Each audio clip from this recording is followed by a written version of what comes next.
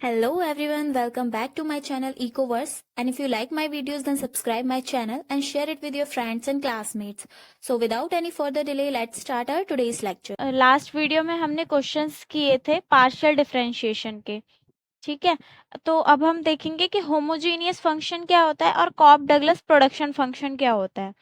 सो homogeneous function हमारा वो होता है जो हमारे सेटिस्फाई करता है function t x t y is equals to t n x y. देखो मैं समझाती हूँ ये क्या होता है। ये हमारा इनपुट होता है और ये हमारा आउटपुट टर्म है। ठीक है, एक्स और वाई हमारे क्या होते हैं, इंडिपेंडेंट वेरिएबल, यानी हम क्वांटिटी लेते हैं, रेवेन्यू लेते हैं, तो ये सब हमारा किसी ना किसी इंडिपेंडेंट वेरिएबल पे डिपेंड करता है।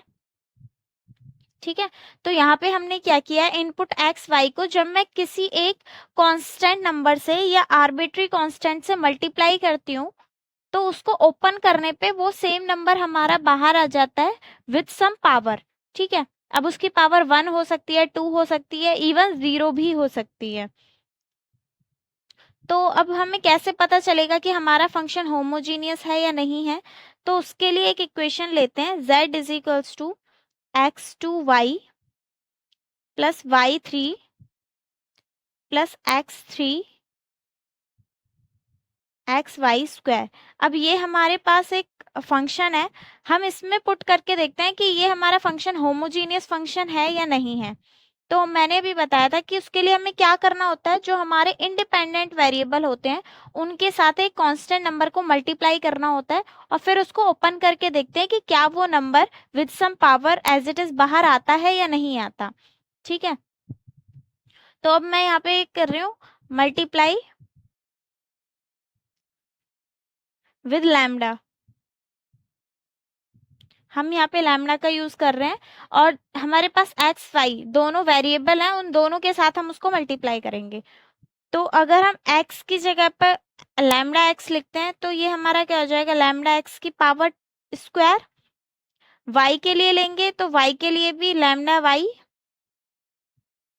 प्लस, अब y की जगह वापस lambda y power 3 plus x की जगह पे लैम्डा x, यानी जहां जहां भी हमारा इंडिपेंडेंट वेरिएबल है वहां वहां हम इंडिपेंडेंट वेरिएबल के साथ अपने कांस्टेंट नंबर को मल्टीप्लाई कर देंगे। तो यहाँ पे आ जाएगी पावर 3 प्लस में लैम्डा x लैम्डा y और यहाँ पे y के ऊपर स्क्वायर है तो लैम्डा y के ऊपर स्क्वायर आ जाएगा। ठीक है, अब क्या करेंगे, इसको ओपन कर लेंगे। तो लैम्डा x के ऊपर स्क्वायर है तो लैम्डा के ऊपर स्क्वायर आ जाएगा, x के साथ स्क्वायर आ जाएगा। यहाँ पे lambda as it is, y as it is. अब लैम्डा की पावर 3 y की पावर 3 प्लस लैम्डा 3 x की पावर 3, यहाँ पे lambda square y square. Fine, अब देखो कि इसमें क्या क्या कॉमन आ रहा है। सो अगर हम कॉमन निकालेंगे तो ये वाली टर्म हमारी मल्टीप्लाई है, इसमें लैम्डा की पावर 2 और यहाँ पे लैम्डा की पावर 1, तो लैम्डा 3 यहाँ से कॉमन आ गया। इसमें से भी लैम्डा 3 कॉमन आ जाएगा, यहाँ से भी लैम्डा 3 कॉमन आ जाएगा, यहाँ पे लैम्डा स्क्वायर और लैम्डा, यहाँ पे भी लैम्डा क्यूब कॉमन आ गया। तो सारी टर्म्स में से जब हम लैम्डा क्यूब कॉमन निकाल लेंगे तो क्या बचेगा हमारे पास, यहाँ पे एक्स स्क्वायर वाई, यहाँ पे बचेगा प्लस वाई क्यूब, यहाँ बचेगा प्लस एक्स क्यूब और यहाँ पे आ जाएगा हमारा एक्स वाई स्क्वायर। अब देखो कि ये टर्म जो हमारी z थी, x square y plus y cube plus x y square, ये एज इट इज यही आ रही है, तो मैं इसको क्या लिख सकती हूँ, लैम्डा क्यूब z। तो जो मेरे पास z था अब वो वापस से z आ गया और उसके साथ लैम्डा की कुछ पावर आ गई। तो इसका मतलब जो मैंने आर्बिट्री कांस्टेंट मल्टीप्लाई किया था वो हमारा एज इट इज बाहर आ गया, यानी जब मैंने इनपुट में उसको मल्टीप्लाई किया तो वो हमारा आउटपुट में भी इंक्रीज हो गया। तो ये मेरा हो गया होमोजीनियस फंक्शन। अब ये जो पावर आई है ये पावर 3 है, तो ये जो पावर होती है ये हमें बताती है कि होमोजीनियस फंक्शन की डिग्री क्या है। तो हम इसको लिखेंगे homogeneous, Z is homogeneous function with degree 3, क्योंकि इसकी जो पावर है वही हमारी डिग्री होती है, तो यहाँ पे पावर हमारी 3 आई है, इसका मतलब डिग्री 3 है, या इसको हम बोल सकते हैं degree of homogeneity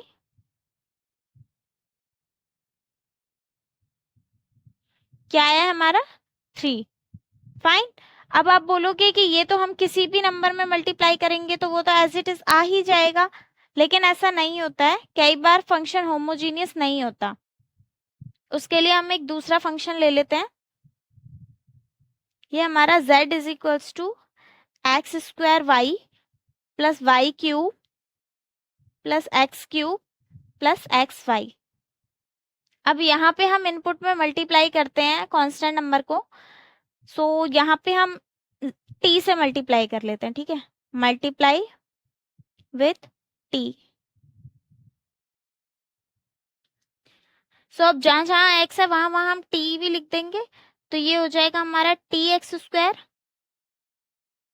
T y plus t y cube plus t x cube plus t x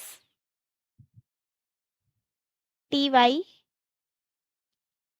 अब ये जो हमारे पास फंक्शन आया इसको ओपन कर लेंगे, तो ये हो जाएगा t square x square t and y as it is plus t cube y cube plus t cube x cube plus t x t Y.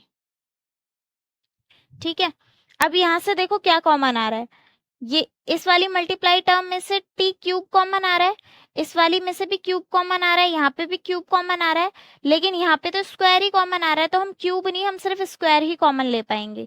तो यहाँ से हमने जब टी स्क्वायर कॉमन ले लिया तो उसके बाद हमारे पास क्या बचा, यहाँ पे बचा x square t y plus t y cube plus t x cube plus x y. इसको और ठीक से लिखते हैं, तो ये हमारे पास क्या आ जाएगा, टी यहाँ पे ले लूंगी x square y plus t y cube plus t x cube plus x y. अब इसको चेक करो, एक्स स्क्वायर वाई, लेकिन यहाँ पे तो टी आ रहा है, यहाँ तो टी नहीं है, यहाँ पे वाई क्यूब, यहाँ पे भी टी आ रहा है, यहाँ पे भी टी नहीं है, एक्स क्यूब, यहाँ भी टी आ रहा है, सिर्फ ये वाली टर्म एज इट इज आई है।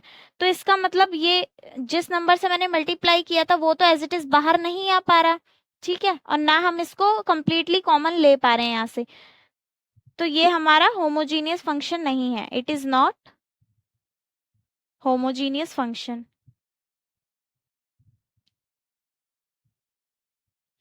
ठीक है, हमें करना क्या होता है कि हमें एक मिनट, होमोजीनियस फंक्शन के लिए हमें यहाँ पे z दिया होता है और ये हमारे किन्हीं दो इंडिपेंडेंट वेरिएबल्स पे डिपेंड करता है, तो हमें एक आर्बिट्री कांस्टेंट लेना होता है, जैसे हमने लैम्डा लिया था, और ये हम पॉजिटिव लेंगे, और दोनों इंडिपेंडेंट वेरिएबल्स के साथ जब हम इसको मल्टीप्लाई करते हैं तो ये हमारा एज इट इज बाहर आ जाना चाहिए विद सम पावर, और बाहर फिर वापस हमारे पास z ही बचना चाहिए, यानी जिस टर्म में हमने मल्टीप्लाई किया था वापस से हमारे पास वही टर्म बचनी चाहिए। या फिर इसको ऐसे लिख सकते हैं कि हमारे पास लैम्डा की पावर n और ये यहाँ पे एक्स वाई बचना चाहिए, क्योंकि हमारे पास पहले क्या था एफ ऑफ एक्स और वाई, तो हमारे पास बाहर आने के बाद वापस सेम टर्म बच जानी चाहिए, और जो भी हम मल्टीप्लाई करते हैं याद रखना वो हमें हमेशा पॉजिटिव नंबर ही लेना होता है। तो आई होप कि होमोजीनियस फंक्शन चेक करना आपको आ गया होगा कि होमोजीनियस है ये फंक्शन या फिर नहीं है। नेक्स्ट हमारी टर्म आती है यूलर थ्योरम। अब इसमें क्या होता है कि हम इनपुट को उतनी ही वेजेस दे देते हैं जितना वो हमें प्रोड्यूस करके दे रही हैं, तो वो सारा प्रॉफिट हमारा एग्जॉस्ट हो जाता है। ठीक है, एग्जॉस्ट का मतलब कि हमारे पास नो प्रॉफिट और नो लॉस की सिचुएशन बचती है। लाइक मेरे पास मार्जिनल प्रोडक्टिविटी जो होती है लेबर की वो क्या होती है, DQ अपॉन में DL, और जो मेरे पास मार्जिनल प्रोडक्टिविटी होती है कैपिटल की वो क्या होती है, DQ अपॉन में DK। ठीक है, तो अगर मैं DQ अपॉन DL को DL से मल्टीप्लाई कर, सॉरी, लेबर से मल्टीप्लाई कर देती हूँ, प्लस DQ अपॉन में DK को कैपिटल से मल्टीप्लाई कर देती हूँ और Q के अकॉर्डिंग कर देती हूँ, तो ये मेरा होता है यूलर थ्योरम। यानी जितनी हमारी मार्जिनल प्रोडक्टिविटी है लेबर की, अगर मैं उसे लेबर से मल्टीप्लाई कर दूं, प्लस जितनी हमारी मार्जिनल प्रोडक्टिविटी है कैपिटल की, उसको मैं कैपिटल से मल्टीप्लाई कर दूं, तो ये मेरा टोटल आउटपुट आ जाता है। इसका मतलब लेबर को हमने उतना दे दिया जितने उसकी प्रोडक्टिविटी थी, कैपिटल को उतना जितनी उसकी प्रोडक्टिविटी थी, तो वहां से हमारा टोटल आउटपुट आ गया। यानी जितना भी हमारे पास प्रॉफिट था या जितना भी हमारे पास जनरेट हुआ था लेबर की वजह से, वो हमने लेबर को दे दिया, जितना कैपिटल की वजह से जनरेट हुआ था वो हमने कैपिटल को दे दिया। तो अभी हमारे पास क्या हुआ, नो प्रॉफिट नो लॉस की सिचुएशन आई है। तो जब टोटल प्रोडक्टिविटी लेबर की लेबर से मल्टीप्लाई करो और टोटल प्रोडक्टिविटी कैपिटल की कैपिटल से मल्टीप्लाई करो, तो उससे हमारा टोटल आउटपुट निकल के आ जाता है। ये होता है हमारा यूलर थ्योरम। या फिर अगर हम दो इंडिपेंडेंट वेरिएबल ले रहे हैं x एंड y, तो क्या करेंगे, पार्शियल डेरिवेटिव लेंगे x का और उसको मल्टीप्लाई कर देंगे x से, प्लस करेंगे पार्शियल डेरिवेटिव लेंगे y का, उसको मल्टीप्लाई कर देंगे y से, इज इक्वल्स टू Q या फिर Z, जो भी आप टर्म ले रहे हो। तो ये हमारा होता है यूलर थ्योरम। तो अब हम देखते हैं अपने होमोजेनियस फंक्शन की प्रॉपर्टीज। ठीक है, सो प्रॉपर्टीज ऑफ होमोजेनियस फंक्शन।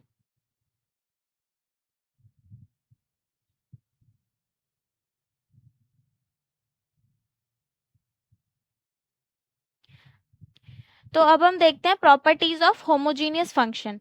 अब इसके अंदर क्या होता है कि हम जो सेटिस्फाई कर रहे थे फंक्शन को वो था z, फंक्शन है हमारा किसका, x का और y का।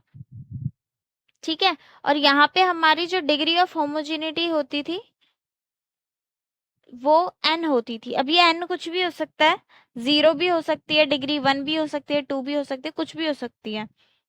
तो हम इसको कैसे लिख सकते थे, लैम्डा x लैम्डा y। तो जब हम इसको ओपन करते थे तो हमारा क्या आता था, लैम्डा एन z। क्योंकि जब हम इंडिपेंडेंट वेरिएबल के साथ अपना कांस्टेंट आर्बिट्री मल्टीप्लाई करते हैं तो हमारा वही निकल के आ जाता है, प्लस उसके साथ कुछ पावर होती है, और जो हमारा फंक्शन एज इट इज होता है वो एज इट इज वैसा ही रह जाता है, उसमें कोई चेंज नहीं आता। ठीक है, और जो हमने एक्स्ट्रा नंबर मल्टीप्लाई किया होता है वो बाहर आ जाता है कुछ ना कुछ पावर के साथ। तो ये होती है हमारी इक्वेशन जो सेटिस्फाई करनी चाहिए होमोजीनियस फंक्शन के लिए। अब अगर हम लैम्डा को 1 अपॉन में x ले लेते हैं, ठीक है, फॉर बोथ साइड्स, तो ये हमारा क्या हो जाएगा, लैम्डा की जगह लेंगे 1 अपॉन एक्स, एक्स हमारा एज इट इज रहेगा, यहाँ पे वापस 1 अपॉन में एक्स, यहाँ पे y एज इट इज रहेगा, और यहाँ पे लैम्डा की जगह हमने क्या लिया था 1 अपॉन में x, इसकी पावर रहेगी n, और z एज इट इज। ठीक है, अब देखो कि x तो हमारा कैंसिल आउट हो गया, तो यहाँ से हमारा क्या आ गया फंक्शन, ये आ गया 1 अपॉन में 1 अपॉन एक्स y, और यहाँ पे क्या रहेगा 1 अपॉन में x की पावर n, और यहाँ से z। तो अगर हम ये चेक करते हैं तो मेरा फंक्शन किस पे डिपेंड कर रहा है, यहाँ पे y अपॉन एक्स पे। ठीक है, सो 1 को यहाँ से हटा देंगे क्योंकि हम वेरिएबल का चेक करते हैं कि किस वेरिएबल पे डिपेंड कर रहा है। तो फंक्शन है हमारा किसका, y अपॉन में x का, और यहाँ पे एज इट इज 1 अपॉन में x की पावर n, z ये हमारा एज इट इज रहेगा। अब हम क्या करेंगे, यहाँ पे 1 की पावर भी n ले सकते हैं और x की पावर भी n ले सकते हैं, यानी मैं इसको ऐसे लिख सकती हूँ, ये लिख सकते हैं 1 की पावर n तो 1 ही रहेगा, हमारे पास यहाँ पे क्या है सिर्फ x की पावर n। तो अगर ये यहाँ पे डिवाइड में है तो मेरा लेफ्ट हैंड साइड जाके ये क्या हो जाएगा, मल्टीप्लाई में। तो यहाँ पे मैं x की पावर n और function of y x as it is रहेगा, और यहाँ से हमारा क्या बचा, z, क्योंकि z में अगर मैं 1 को मल्टीप्लाई करूंगी तो वो तो वापस z ही आएगा। तो यहाँ से ये मेरा क्या आ गया कि z को मैं और क्या लिख सकती हूँ, x की पावर n, फंक्शन है किसका, y अपॉन में x। हम क्या ले रहे थे यहाँ पे, फंक्शन ले रहे थे lambda x, lambda y, lambda n और z, ये ले रहे थे। और पहले हमने लिया था x की वैल्यू, लैम्डा की वैल्यू 1 अपॉन में x। अब हम क्या लेंगे, लैम्डा की वैल्यू ले लेंगे 1 अपॉन में y।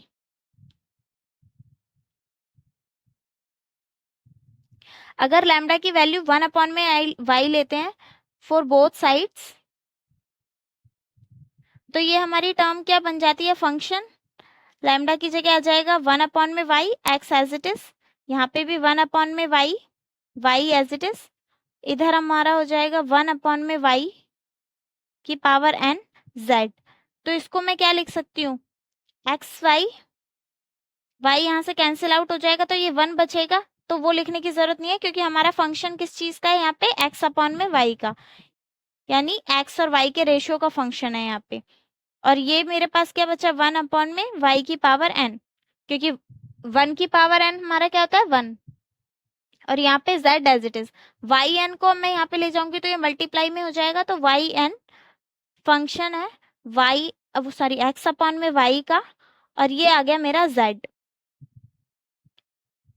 ठीक है, तो मैं चाहे z को ये लिख सकती हूँ, और जो पहले हमारा आया था वो था, चाहे तो मैं z को ये लिख सकती हूँ कि x की power n function of y upon में x। दोनों ही चीज हमारी सेटिस्फाई करती हैं, ठीक है।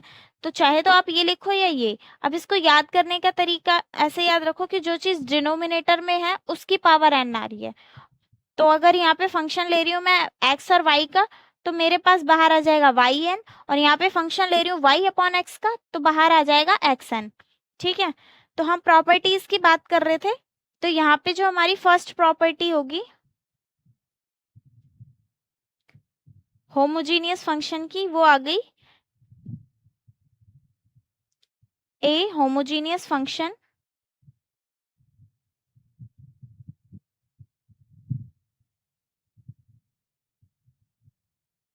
z is equals to f function of x and y of degree n can be written as,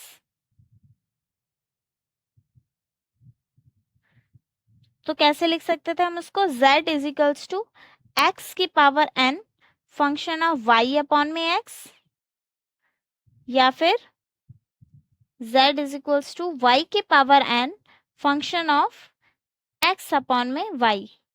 ठीक है, दोनों तरह से लिख सकते हैं, दोनों ही ठीक है। तो ये हो गई हमारी प्रॉपर्टी 1।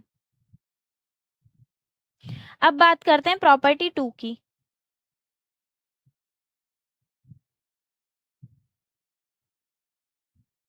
सो प्रॉपर्टी 2 हमारी क्या कहती है कि if z is equals to f of x and y is homogeneous function, कि अगर हमारा z जो है वो होमोजीनियस फंक्शन है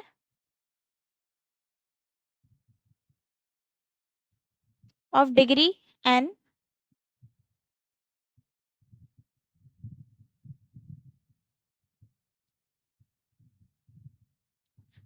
then first order partial derivative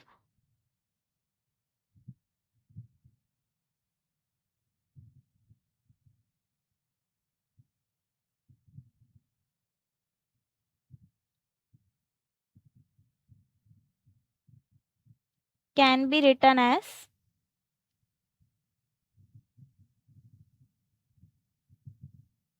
dz upon में dx is equals to f of x is equals to n x n minus 1 f of y upon में x minus y x n minus 2।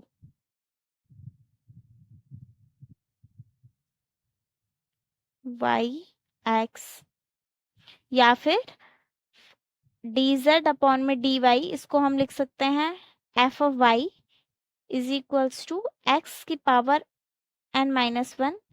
ये हमारा function है किसका, y upon में x। तो इसका क्या मतलब है कि अगर मेरे पास z is equals to f of x and y एक होमोजीनियस फंक्शन है डिग्री n का, तो जो यहाँ हमारे पार्शियल डेरिवेटिव होंगे, यानी अगर मैं z का पार्शियल डेरिवेटिव कर लेती हूँ तो डी जेड डी एक्स को या फिर डी एक्स को, ये एक ही बात होती है। इसको मैं क्या लिख सकती हूँ, एन एक्स की power n minus 1 function of y upon में x minus y x n minus 2 f of y upon में एक्स। या फिर मैं लिख सकती हूँ इसको, जब मैं वाई की टर्म्स में डिफरेंशिएट करती हूँ तो एक्स की power n minus 1 f of y upon में एक्स। यानी जब मैं होमोजीनियस फंक्शन को डेरिवेटिव करती हूँ x के रिस्पेक्ट में तो मेरा ये आएगा, और अगर मैं इसको y के रिस्पेक्ट में डेरिवेटिव करती हूँ तो मेरा ये आएगा। अब कंफ्यूजन ना हो इसके लिए हम इसको प्रूफ भी करके देख लेते हैं, ठीक है। सो फर्स्ट प्रॉपर्टी में हमने क्या देखा था कि हमारे पास होता है we have z is equals to x की power n function of y upon में x। इसको हम लिख सकते हैं x की power n function of y as it is. x को मैं x की पावर -1 लिख सकते हैं, क्योंकि अगर डिफरेंशिएशन करेंगे तो हमारे लिए डिफिकल्ट हो सकता है, तो इसीलिए x को क्या किया है, हम न्यूमरेटर में ले गए हैं और पावर उसकी कर दी है -1। तो अब हम इसका डिफरेंशिएशन करते हैं, ठीक है। अगर इसका पार्शियल डिफरेंशिएशन करेंगे, taking partial differentiation with respect to x, तो y को क्या करेंगे, यहाँ पे y को कांस्टेंट रखेंगे। अब इसका पार्शियल डिफरेंशिएशन करना है, सो z का पार्शियल डिफरेंशिएशन कर रहे हैं यहाँ पे x के रिस्पेक्ट में, यानी इसका करेंगे तो ये हमारे पास मल्टीप्लाई में, यानी एक टर्म है मेरे पास xn और एक है फंक्शन ऑफ दिस। तो यहाँ पे हमें प्रोडक्ट रूल लगाना पड़ेगा। प्रोडक्ट रूल में हम क्या करते थे, first as it is second का डिफरेंशिएशन प्लस में second as it is first का डिफरेंशिएशन। सो वही चीज अब हम यहाँ पे करेंगे। सबसे पहले xn है तो xn को हम एज इट इज लिख लेंगे, और जो सेकंड टर्म है हमारे, ये हमारी फर्स्ट टर्म है, ये हमारी सेकंड टर्म है। सो फर्स्ट टर्म मैंने एज इट इज लिख ली, सेकंड का डिफरेंशिएशन करेंगे। सो इस पूरे को अगर हम एक्सलेट कर लेते हैं तो फंक्शन ऑफ x का डिफरेंशिएशन क्या होता है, फंक्शन ऑफ डैश x। तो ये हो जाएगा फंक्शन ऑफ डैश x, यानी कि जो अंदर है उसको एज इट इज लिख लिया। अब जिस चेन रूल के अकॉर्डिंग जो हमने एज इट इज लिया है या जिसको लेट किया उसका दोबारा से डिफरेंशिएशन करेंगे। तो जब इसका x की टर्म में दोबारा से डिफरेंशिएशन करेंगे तो ये क्या हो जाएगा, -1 नीचे आ जाएगा, y एज इट इज रहेगा और x की पावर में से 1 माइनस हो जाएगा। तो -1 कितना होता है, -2। तो यहां से आ गया -2। अब ये तो हो गई फर्स्ट टर्म। अब क्या करेंगे, सेकंड को एज इट इज रखेंगे, फंक्शन ऑफ y x की पावर -1, और फर्स्ट टर्म का डिफरेंशिएशन करेंगे। फर्स्ट टर्म का डिफरेंशिएशन करेंगे तो क्या होगा, n बेस में आ जाएगा, x की पावर हो जाएगा n-1। सो ये हो गया डिफरेंशिएशन। अब इसको सॉल्व करेंगे। सॉल्व करने के बाद देखो, -y x की पावर यहाँ पे है -2 और यहाँ पे है n। अगर हमारे पास बेस सेम होता है तो पावर मल्टीप्लाई हो जाती है, तो मैं यहाँ पे x की पावर n-2 भी लिख सकती हूँ। तो ये मेरा हो जाएगा -y, ये हो गया -y, x की पावर n-2, x की पावर हो गया n-2। अब ये f ऑफ डैश वाली टर्म लिख लेंगे, f of dash y x की पावर -1, ये एज इट इज आ जाएगी। अब इस वाली टर्म को लिखेंगे, सो ये हमारी हो जाएगी plus n x n-1 as it is, और ये फंक्शन वाली टर्म भी एज इट इज, ये हो गया y x की power -1। Minus y as it is रहेगा।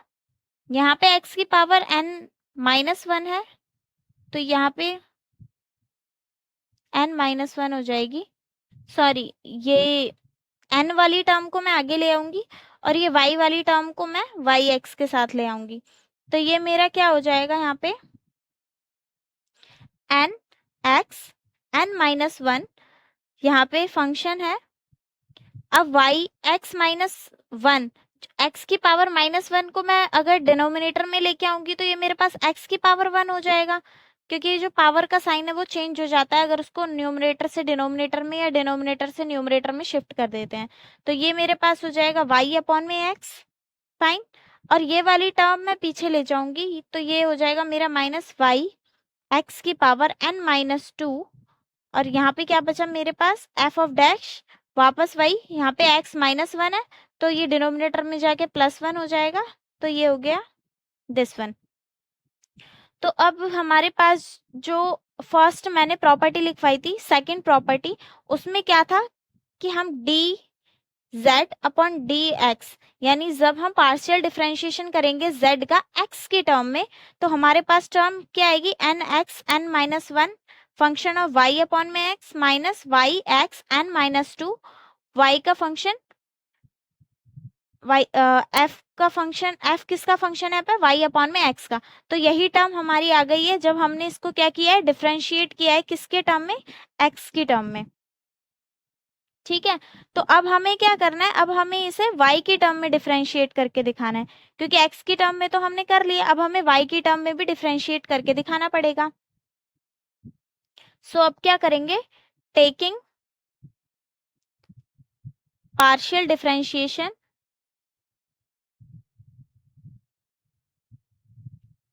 विद रिस्पेक्ट टू y, लेकिन इस बार क्या करेंगे, कीपिंग x कांस्टेंट।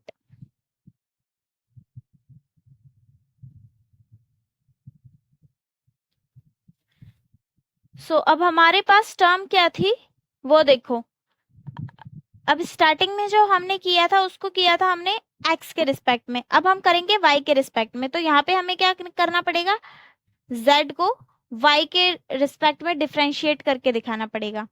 जब हमने इसको x के रिस्पेक्ट में किया था तब हमें यहाँ पे प्रोडक्ट रूल लगाना पड़ा था, क्योंकि हमारी फर्स्ट टर्म में भी x वेरिएबल था और सेकंड टर्म में भी x वेरिएबल था।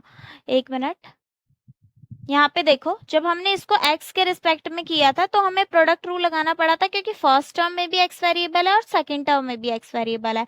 लेकिन जब हम इसको y के रिस्पेक्ट में करेंगे तो हमें यहाँ पे फर्स्ट और सेकंड टर्म लेने की जरूरत नहीं है, हमें प्रोडक्ट रूल लगाने की जरूरत ही नहीं है, क्योंकि फर्स्ट टर्म में तो हमारा y है ही नहीं, और जिस टर्म में हमारे पास y नहीं होता वो मल्टीप्लाई में है, तो हम उसको एज इट इज लिख लेते हैं, हमें सिर्फ इसका डिफरेंशिएशन करना होता है। ठीक है, तो इसका डिफरेंशिएशन अब कैसे होगा, x की पावर n तो एज इट इज रहेगा, हमें इसका डिफरेंशिएशन करना है इसको y लेट करके, और फिर जब हम इसको y लेट करेंगे तो उस y का दोबारा से डिफरेंशिएशन कर देंगे। ठीक है, तो अब देखो कि जो हमारे पास x की पावर n है वो एज इट इज रहेगा, फंक्शन का डिफरेंशिएशन करेंगे तो यहाँ पे डैश का साइन लग जाएगा और ये एज इट इज। अब हमने इसको y लेट किया है तो इसका हमें दोबारा से डिफरेंशिएशन करना पड़ेगा y की टर्म में। तो जब इसका y की टर्म में दोबारा से डिफरेंशिएशन करेंगे तो y हमारे पास 1 हो जाएगा, यहाँ पे हमारे पास सिर्फ बचेगा x की पावर -1। तो अब हम इसको कैसे लिख सकते हैं, x की पावर n-1, क्योंकि यहाँ पे भी x है यहाँ पे भी x है, तो पावर क्या होगी, प्लस हो जाएगी, यहाँ पे n है यहाँ पे -1 है, तो n-1 यहाँ पे आ गई पावर, और ये वाली टर्म एज इट इज रहेगी f डैश y x की पावर -1। इसको और कैसे लिख सकते हैं, x की पावर n-1 फंक्शन है, यहाँ पे x की पावर -1 है तो ये डिनोमिनेटर में जाके x की पावर 1 हो जाएगी, तो यहाँ से हमारी ये वाली टर्म भी आ गई। हमने इसको x की टर्म में भी डिफरेंशिएट करके दिखा दिया और y की टर्म में भी डिफरेंशिएट करके दिखा दिया और दोनों का प्रूफ भी दे दिया। तो ये हो गई हमारी प्रॉपर्टी सेकंड। अब हम देखते हैं हमारी प्रॉपर्टी 3। प्रॉपर्टी 3 हमारी क्या कहती है,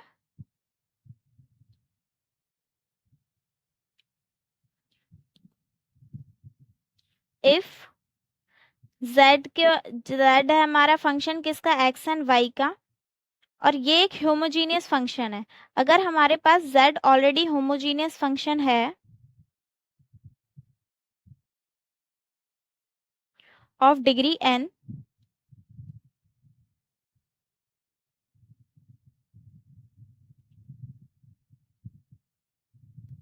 then first order partial derivative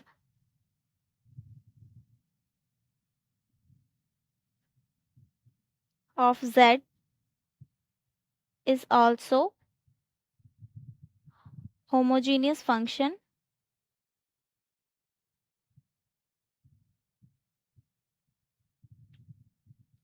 of degree n-1। देखो, अगर हमारे पास z f of x y already एक होमोजीनियस फंक्शन है, तो जब हम उस z का पार्शियल डिफरेंशिएशन करेंगे तो वो भी हमारा होमोजीनियस फंक्शन ही आएगा विद डिग्री n-1। n-1 क्यों आ रहा है? क्योंकि हम जब पार्शियल डिफरेंशिएशन करते हैं फर्स्ट ऑर्डर, तो हम एक को कांस्टेंट मानते हैं और एक के रिस्पेक्ट में डिफरेंशिएशन करते हैं, तो यहाँ से हमारी पावर जो है 1 माइनस हो जाती है। सो इसको करके दिखाते हैं। फर्स्ट ऑर्डर डेरिवेटिव जब हमने किया था x के रिस्पेक्ट में, तो वो काफी बड़ा आया था, तो हम यहाँ पे y के रिस्पेक्ट वाला लेते हैं। तो ये आया था हमारे पास y के रिस्पेक्ट में जब हमने किया था। तो अब यहाँ पे जहां जहां भी वेरिएबल है, हम क्या करेंगे, वहां पे लैम्डा का साइन यूज करेंगे। तो जब मैं इसको मल्टीप्लाई करूंगी लैम्डा से, तो ये हमारा हो जाएगा लैम्डा x की power n-1 f of dash, ये हो जाएगा मेरा लैम्डा y, यहाँ पे हो जाएगा लैम्डा x। सो अब जब हम इसको ओपन करेंगे, तो यहाँ पे मेरा आ जाएगा लैम्डा n-1 x की power n-1 f of dash. यहाँ से लैम्डा से लैम्डा क्या हो जाएगा, कैंसिल आउट हो जाएगा, क्योंकि न्यूमरेटर और डिनोमिनेटर में सेम है। तो यहाँ से वापस से हमारे पास क्या बचेगा, y अपॉन में x। तो अब देखो कि ये तो हमारे पास एज इट इज बाहर आ गया, और जो फंक्शन था मेरे पास x(n-1) f of dash y upon में x एज इट इज आ गया। तो यहाँ पे क्या हो गया, ये मेरा अगेन डिग्री ऑफ होमोजीनिटी या होमोजीनियस ऑफ डिग्री क्या है, ये लैम्डा n-1। आप इसको सेम, ये मैंने डिफरेंशिएशन जो किया था y के रिस्पेक्ट में, उसके साथ मैंने इसको चेक करके दिखाया है। आप सेम इसको x के रिस्पेक्ट में करके उसके साथ भी चेक करके दिखा सकते हो, लेकिन हमारा पॉइंट यहाँ पे सिर्फ ये बताना है कि वो n-1 डिग्री होमोजीनिटी रहेगी। तो जरूरी नहीं है कि आप, जो फर्स्ट टर्म हमारी आई थी वो काफी लेंदी थी, तो उस सारे में पुट करके दिखाओ लैम्डा, फिर उसको ओपन करके दिखाओ। तो इससे अच्छा जो हमारे पास सेकेंड टर्म छोटी सी थी, उसी में हम पुट करके दिखाएंगे। सो ये हमारा इजीली यहाँ से निकल के आ गया लैम्डा n-1। तो प्रॉपर्टी 4 हमारी क्या कहती है,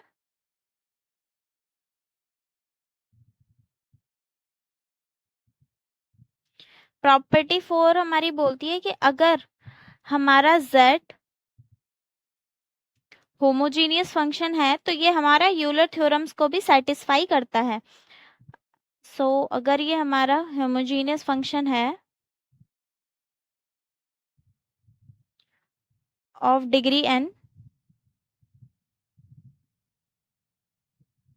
देन वी हैव, तो हमारे पास क्या होगा कि इसका जब मैं पार्शियल डिफरेंशिएशन करूंगी x के रिस्पेक्ट में, इसको मल्टीप्लाई कर देंगे x से, प्लस इसका पार्शियल डिफरेंशिएशन करेंगे y के रिस्पेक्ट में और इसको मल्टीप्लाई कर देंगे y से, तो ये z के ही इक्वल आएगा। यही तो होती है हमारी यूलर थ्योरम, और हम बोल रहे हैं कि हमारे होमोजीनियस फंक्शन यूलर थ्योरम को सेटिस्फाई करता है। सो z हमारा क्या है, फंक्शन ऑफ एक्स वाई। तो मैं इसको ऐसे लिख सकती हूँ, into x plus z y, यहाँ पे हम लिख सकते हैं दिस वन, ठीक है। तो अब हमने बोला है कि ये हमारा डिग्री n के लिए होमोजीनियस है, तो यहाँ पे भी n आ जाएगा, क्योंकि z के साथ n तो आता ही है, उसी की हम पावर चेक करते हैं। तो अब हमने जो पहले, इससे पहले थ्योरम की थी प्रॉपर्टी सेकंड, वहां पे हमने ये और ये दोनों वैल्यू निकाली थी, तो कुछ नहीं करना, वो जो दोनों वैल्यूज थी वो इसमें हमें पुट कर देनी है। सो यहाँ पे differentiation of z with respect to x, इसकी मैं वैल्यू पुट कर रही हूँ, तो ये हमारे पास आएगी n x n-1 function y upon में x minus y x n-2 f of dash y upon में x। ये आ गया मेरे पास dz अपॉन में dx, इसको हमें मल्टीप्लाई करना है x से, प्लस अब जो हमारे पास वैल्यू आई थी dz अपॉन में dy, वो थी हमारी x n की पावर -1, सॉरी x की पावर n-1, यहाँ पे फंक्शन y अपॉन में x, इसको हमें मल्टीप्लाई करना है y से, और ये हमारा आना चाहिए n f of x n y। ठीक है, अब क्या करेंगे, इसको मल्टीप्लाई करेंगे, तो जब मैं x को इस वाली टर्म के साथ मल्टीप्लाई करूंगी तो यहाँ पे x की पावर n-1 है, एक और x आ जाएगा, तो यहाँ पे इसकी पावर क्या रह जाएगी, सिर्फ n, तो यहाँ पे लिख सकते हैं n x n function y n x, इसके साथ मल्टीप्लाई हो गया। अब हमें x को इस वाली टर्म के साथ मल्टीप्लाई करना है, तो जब यहाँ पे x को मल्टीप्लाई करेंगे तो x की पावर n-2 है, जब एक और पावर ऐड हो जाएगी तो n-1 ही रह जाएगा, तो यहाँ से आ जाएगा y x n-1 function dash y upon में x, तो ये यहाँ से सॉल्व हो गया। अब इसको मल्टीप्लाई करेंगे y के साथ, तो यहाँ पे तो x ही है, y तो है ही नहीं, तो यहाँ पे सिंपल बस हम y ऐड कर देंगे, तो ये हो जाएगा y x n-1, यहाँ पे y मल्टीप्लाई हो गया है, और ये f डैश y अपॉन में x। ठीक है, हमें इसे सॉल्व करके ये वाली टर्म लेके आनी है, तो अभी हम सिर्फ लेफ्ट हैंड साइड सॉल्व कर रहे हैं। अब ये देखो इसमें से क्या क्या कैंसिल आउट हो सकता है, तो अगर हम देखें ये वाली जो टर्म है और ये वाली टर्म है एज इट इज सेम है, y x की पावर n-1 यहाँ पे फंक्शन है y और x का, ये प्लस में ये माइनस में, तो ये पूरी की पूरी कैंसिल आउट हो जाएगी। कैंसिल आउट होने के बाद हमारे पास यहाँ पे क्या बचेगा, सिर्फ ये वाली टर्म, तो ये हमारी क्या आ रही है n x n function of y upon में x। और हमने अपनी फर्स्ट प्रॉपर्टी में क्या देखा था कि हम z को x की power n function of y upon में x लिख सकते हैं। याद करो जब मैंने आपको बताया था कि डिनोमिनेटर वाली टर्म के साथ हम n ले लेंगे, अगर यहाँ पे x अपॉन में y होता तो यहाँ पे y की पावर n लेते, रिमेम्बर। तो यहाँ पे ये हमारे पास क्या आ जाएगा nz, तो ये देखो nz आ गया, हमें nz ही निकालना था, लेकिन हमने z की जगह यहाँ पे ये पुट की थी, तो आप ये भी पुट कर सकते हो, एक ही बात है। तो यहाँ पे फंक्शन x और y, सो ये यहाँ पे यूलर थ्योरम को भी सेटिस्फाई कर रही है। अब देखते हैं कि होमोजीनियस प्रोडक्शन फंक्शन क्या होता है। सो होमोजीनियस और होमोजीनियस प्रोडक्शन फंक्शन में कोई खास डिफरेंस नहीं है। होमोजीनियस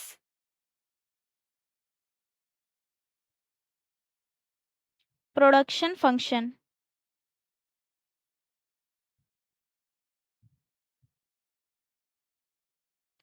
होमोजीनियस में हम क्या देख रहे थे कि हम देखते हैं z फंक्शन है हमारा x एंड y का, ठीक है, ये हम जनरल टर्म्स में देखते हैं, तो ये हमारा हो गया होमोजीनियस फंक्शन, ये है हमारा होमोजीनियस फंक्शन। लेकिन जब हम होमोजीनियस प्रोडक्शन फंक्शन की बात कर रहे हैं, तो प्रोडक्शन फंक्शन हमारा क्या होता है, Q is equals to function of labour and capital. Labour and capital में क्यों बोल रही हूँ, प्रोडक्शन फंक्शन की बात कर रहे हैं, जिसमें प्रोडक्शन में हमारा क्या आता है, इनपुट और आउटपुट, यानी इनपुट का यूज करके हम आउटपुट जनरेट कर रहे हैं, तो आउटपुट मेरा किसका फंक्शन होगा, लेबर और कैपिटल का। ये हमारा यूज होता है होमोजीनियस प्रोडक्शन फंक्शन में, जहां पे Q है हमारा आउटपुट, L है हमारा लेबर, K है हमारा कैपिटल, और ये दोनों हैं हमारे इनपुट। तो अगर हम अभी हम देख रहे थे कि जब हम x और y के साथ कोई भी आर्बिट्री कांस्टेंट मल्टीप्लाई कर रहे थे तो वो हमारा z के साथ एज इट इज आ जाता था विद सम पावर। अब हम क्या करेंगे, अब हम लेबर और कैपिटल के साथ एक आर्बिट्री कांस्टेंट मल्टीप्लाई करेंगे और वो हमारा एज इट इज निकल के आ जाएगा q के साथ विद सम पावर। तो अगर मैं यहाँ पे फंक्शन लेती हूँ और इसके साथ मल्टीप्लाई कर देती हूँ, लेबर के साथ लैम्डा को और कैपिटल के भी साथ लैम्डा को मल्टीप्लाई करेंगे, तो यहाँ पे भी हमारा लैम्डा निकल के आ जाएगा और इसको हम बोल सकते हैं लैम्डा क्यू, और इसकी कुछ पावर होगी तो यहाँ पे हम n ले लेते हैं, या फिर हम इसको बोल सकते हैं लैम्डा की power n function of labour and capital. सिर्फ इतना ही फर्क है होमोजीनियस फंक्शन में और होमोजीनियस प्रोडक्शन फंक्शन में। ठीक है, अब हमारा होता क्या है, इसकी डिग्री चेक करते हैं। अगर हमारे पास n की पावर n अगर हमारे पास 1 है तो डिग्री ऑफ होमोजेनिटी हमारे पास क्या होगी 1। अगर n की पावर मोर देन 1 है तो डिग्री ऑफ होमोजेनिटी क्या होगी मोर देन 1। और अगर n की और अगर n की पावर 1 से कम है तो डिग्री ऑफ होमोजेनिटी यहाँ पे क्या होगी 1 से कम होगी। अब इसका मतलब क्या होता है कि ये जो मेरा प्रोडक्शन फंक्शन है, इसको मैं शॉर्ट फॉर्म में लिख रही हूँ, जो हमारा प्रोडक्शन फंक्शन है ये कांस्टेंट रिटर्न है। कांस्टेंट रिटर्न का क्या मतलब होता है, कांस्टेंट रिटर्न का मतलब होता है कि जितना चेंज मैं अपने इनपुट में लेके आ रही हूँ सेम उतना चेंज मेरे आउटपुट में आ रहा है। यानी यहाँ मैंने सिंगल यूनिट मल्टीप्लाई करी है लेबर एंड कैपिटल में, तो यहाँ भी मेरा 1 यानी सिंगल यूनिट मल्टीप्लाई हो रही है आउटपुट में। यानी अगर मैंने सिंगल लेबर कैपिटल ऐड कर दी है तो मेरे सिंगल यूनिट में ऐड आ जाएगा जो हमारे आउटपुट जनरेट हुआ है उसमें। अगर degree of homogeneity more than 1 है तो यहाँ पे होता है इंक्रीजिंग रिटर्न्स टू स्केल। ठीक है, इंक्रीजिंग रिटर्न्स टू स्केल का क्या मतलब है कि जितना मैं अपने लेबर कैपिटल में चेंज लेके आ रही हूँ उससे ज्यादा चेंज आ रहा है मेरा आउटपुट में। और अगर ये 1 से कम है इसका मतलब है मेरा डिक्रीजिंग रेट ऑफ रिटर्न, और ये क्या है रिटर्न्स टू स्केल, यानी जितना मैं अपने इनपुट में चेंज लेके आ रही हूँ उससे भी कम मेरा चेंज आ रहा है आउटपुट में। अब एक चीज आप याद रखना कि ये जो हमने कांस्टेंट रिटर्न टू स्केल और इंक्रीजिंग रिटर्न्स टू स्केल और डिक्रीजिंग रिटर्न्स टू स्केल लिया है, ये हमने क्यों लिया है। रिटर्न्स टू स्केल हम लेते हैं लॉन्ग टर्म के लिए। लॉन्ग टर्म में हमारे दोनों वेरिएबल लेबर और कैपिटल दोनों ही हमारे वेरिएबल होते हैं, दोनों ही इनपुट हमारे वेरिएबल होते हैं, यानी दोनों को ही हम चेंज कर सकते हैं। तो यहाँ पे मैं लेबर और कैपिटल दोनों में चेंज कर रही हूँ, इसलिए मैं यहाँ पे increasing returns to scale, decreasing returns to scale, constant returns to scale ये ले रही हूँ। अगर मैं सिर्फ सिंगल फैक्टर में चेंज कर रही होती, यानी कि शॉर्ट टर्म की बात होती, यानी सिर्फ लेबर में चेंज कर पाती कैपिटल में चेंज नहीं कर पाती, तो उसको हम बोलते हैं इंक्रीजिंग रिटर्न्स टू फैक्टर। ठीक है, डिक्रीजिंग रिटर्न्स ऑफ फैक्टर। लेकिन यहाँ पे हम स्केल की बात कर रहे हैं, स्केल हमारा लॉन्ग टर्म के लिए होता है जब हम दोनों इनपुट में चेंज करते हैं। आई होप ये आपको क्लियर हो गया होगा। सो अब बात कर लेते हैं अपने कॉप डगलस प्रोडक्शन फंक्शन की। So Cobb Douglas production function हम कैसे रिप्रेजेंट करते हैं, Q is equals to A L alpha capital beta.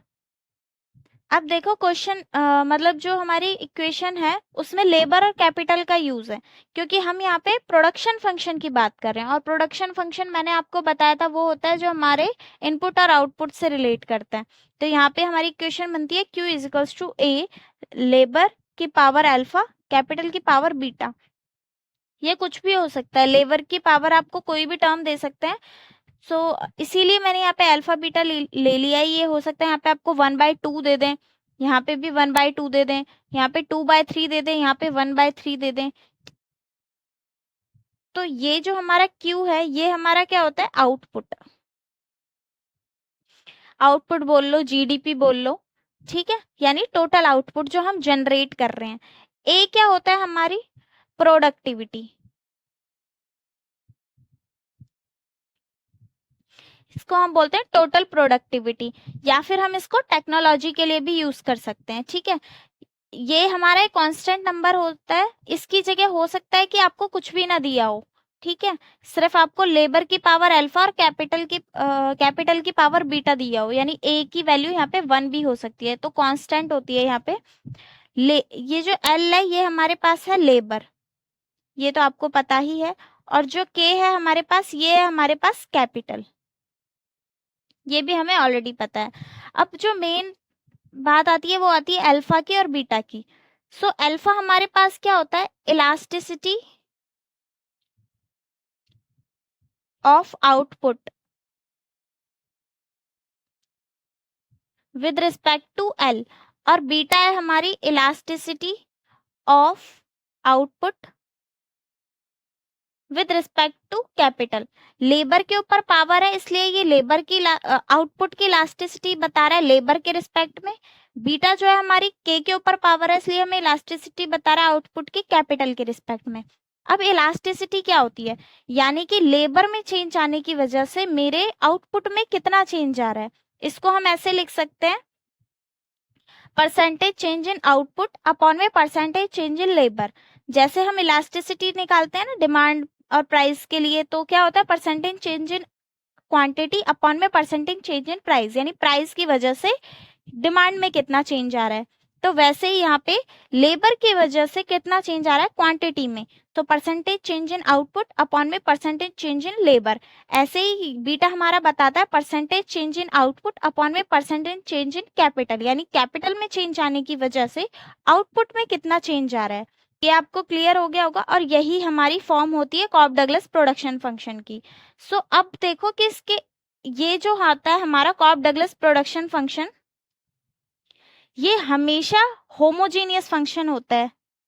ये बात आप बिल्कुल याद कर लो, ठीक है, कि कॉप डगलस प्रोडक्शन फंक्शन हमेशा हमारा होमोजीनियस फंक्शन ही होता है।